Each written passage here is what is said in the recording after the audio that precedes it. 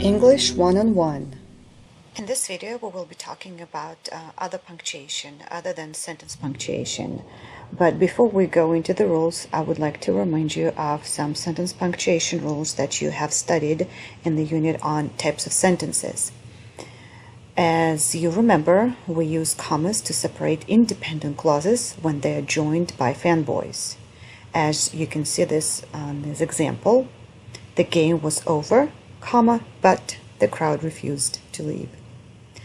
Also use semicolons and commas to separate independent clauses when they are joined by transitions, as it's shown here in this sentence. We booked our trip last week, however, we have not bought the plane tickets. And the last rule I want to remind you of is using commas to separate dependent clauses and independent clauses, as it's done in complex sentences. Although we booked our trip last week, comma, we have not bought the plane tickets. And now we begin with rule number 1. When we use commas to separate words, phrases, and clauses written in a series of 3 or more coordinate elements. For example, a trio of Marie, Ellen, and Frances sang at the entertainment. Do not forget to add this comma before and. In some cultures, usually this comma is omitted, but in English, you have to put a comma before and if you have a list of 3 or more items. Jack walked into my office, comma, took off his hat, comma, and sat down. We are connecting while listing 3 verbs: walked, took, and sat. Rule number 2 has 2 rules. We have to use a comma to separate 2 or more coordinate adjectives that describe or modify the same noun. For example, the noisy, enthusiastic group applauded the speech. Now we have 2 adjectives here, and they are synonyms. They belong to the same category of describing the group. The group is noisy and enthusiastic, or enthusiastic and noisy. The order does not matter, so coordinate adjectives can be interchanged. But when we look at the sentence, the new tennis court will soon be open, the court is not new and tennis. And that takes us to rule 2b when we talk about cumulative adjectives. Now we use no commas with cumulative adjectives. Cumulative adjectives describe different qualities from different groups of qualities, and they have to follow a certain order. And here's the order that you need to memorize or always keep in mind. You begin with a quantity, then opinion, then size or shape, length, condition, then age and color, then nationality and religion, and material and purpose, and then nouns used as an adjective. For example, the bride wore her mother's beautiful satin wedding dress. Now, beautiful belongs to the category of opinion. I find this dress beautiful. Then we go to satin, the material the dress was made of, and wedding, and that's a noun used as an adjective. So this is the strict specific order: beautiful satin wedding dress. There were several broken plastic toys in the middle of the floor. You have several broken plastic toys. 3 adjectives that are cumulative. They describe the word toys. Several means quantity. Broken means the size or condition. And plastic is a type of material.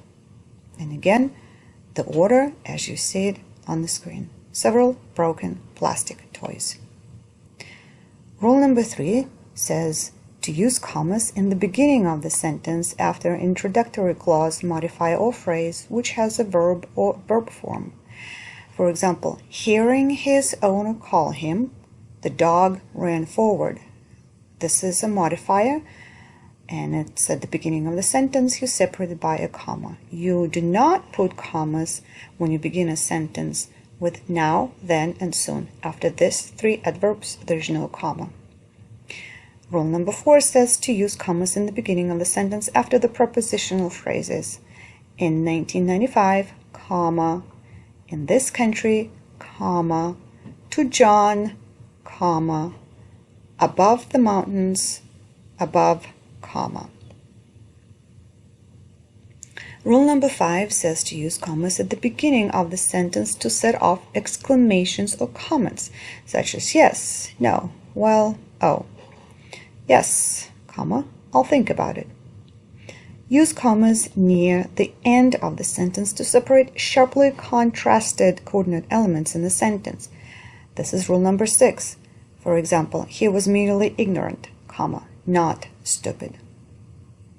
Rule number 7 says to use commas to set off all geographical names, items in dates, except the month and day, addresses, except the street name and number, and titles in names. For example, you have to be very careful with this rule because some commas might look to you surprising.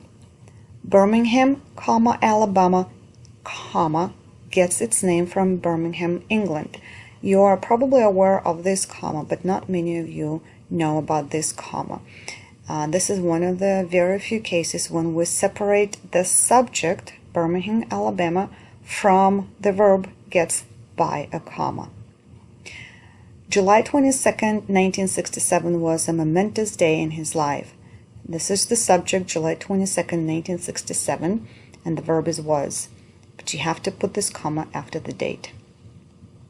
Who lives at 1600 Pennsylvania Avenue, comma, Washington, comma, D.C., question mark. So please pay attention to this punctuation, and just in case if you wonder who lives at 1600 Pennsylvania Avenue in Washington, D.C., the answer is President of the United States. This is the address of the White House. Donald B. Lake, M.D., will be the principal speaker. You put a comma after the name and after the degree. Rule number 8 says to use commas always after he said, she said, he asked, she asked, he answered, she answered, they answered, to set off direct quotations. For example, John said, comma, I'll see you tomorrow. We interrupt the quote here by saying she answered, and she answered is separated by 2 commas. Now pay attention to this comma. Remember, all the punctuation should be inside the quotation marks, like this period at the end or this comma. They always have to be inside the quotation marks. Rule number 9 says to use commas when addressing 2 people. Can you help me, John? You're talking to John, you're addressing to John, you're separated by a comma. Hello, Professor Bison. I would like to make an appointment with you. This is how you begin your emails. And either you say hi or hello, you're addressing to someone, so you need to put a comma here, and the comma also goes after the person's name when you begin a new sentence. Rule number 10 says to use commas before such as, and before and after, for example, and for instance, when they do not precede the clause. This rule is very tricky. You have to remember what you're connecting. For example, visitors can visit beautiful beaches such as New Smyrna Beach and Daytona Beach. So here you're just connecting, separating examples. And those examples are not clauses. It's just a list of items, 2 items. You can also say visitors can visit beautiful beaches, for example, New Smyrna Beach and Daytona Beach. In this sentence, you do not put a semicolon. You have only 2 commas because after, for example, you only have 2 items, New Smyrna Beach and Daytona Beach. It's not a clause. Unlike in this sentence, visitors can visit beautiful beaches, semicolon, for example, comma, they can go to New Smyrna Beach and Daytona Beach. And now you are connecting 2 independent clauses by a semicolon, for example, and a comma. You never connect 2 independent clauses with such as. You never put a semicolon before such as. You can only use for example or for instance to connect two independent clauses. Rule number 11 talks about apostrophes. Possessive nouns always take apostrophes. For singular noun, you put an apostrophe and S, for example, Mary's hat, boy's book, secretary's typewriter, Charles's and. Now let's look at this situation. Charles, this word, ends with an S, therefore it's like a regular noun, and you still put an apostrophe and S, and it sounds like Charles's, James's, and so on. Just because it ends with an S, it does not mean it's plural, therefore you have to put an apostrophe and S. With plural nouns, you use the plural S and just an apostrophe. Boys' games, Smith's house, secretaries, typewriters. You can never tell if it's singular or plural when you talk to someone because it sounds the same. Boys' games, boys' book. Secretary's typewriter, secretary's typewriters. You can only see the difference in writing. Now, when we have the exception plural nouns like men and mice and children, you just put an apostrophe and S. Men's meeting, mice's tales, children's story, women's clothes. Rule number 12 talks about contractions. They always take apostrophes. Contractions combine two words into one, and the apostrophe shows that a letter or letters have been left out. For clarity, plurals of letters of the alphabet, abbreviations, and numbers also take apostrophes. Let's look at these examples. You see the contraction of it is, it's its, he should have, he should have. With the date, 1963, apostrophe 63, for example, summer 63.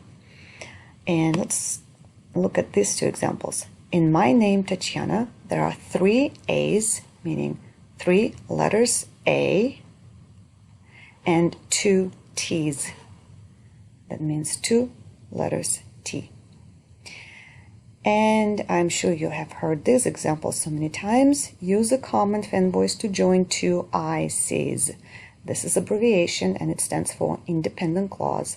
And this is how you show the plural with an apostrophe and S.